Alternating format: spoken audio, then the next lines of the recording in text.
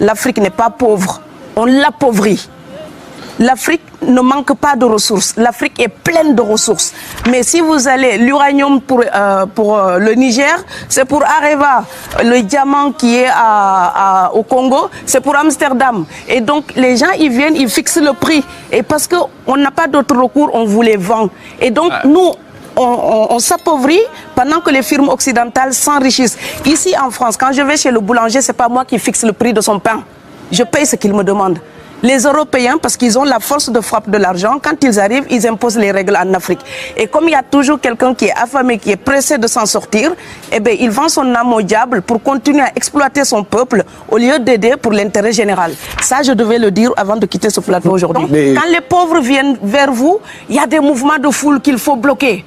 Mais quand vous, avec votre passeport et avec toutes les prétentions que cela donne, vous débarquez dans les pays du tiers-monde, là, vous êtes en terrain conquis. Donc, on voit les pauvres qui se déplacent, on ne voit pas les riches qui investissent dans nos pays. L'Afrique se développe en taux entre 5 et 10%. Ce n'est plus de la progression, c'est de la surchauffe.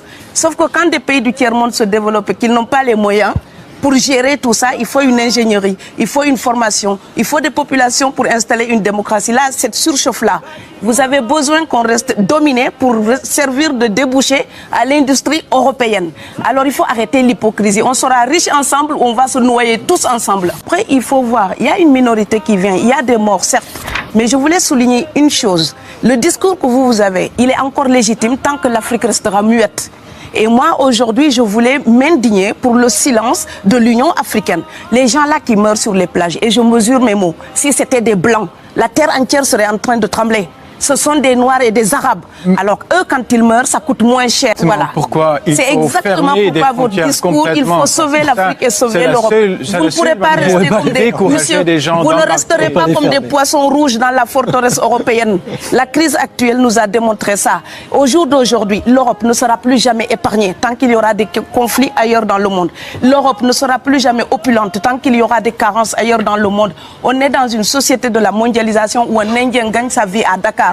Un Dakarois gagne sa vie à New York, un Gabonais gagne sa vie à Paris, que ça vous plaise ou non, c'est irréversible. Alors trouvons une solution collective ou bien déménager d'Europe parce que j'ai l'intention de rester.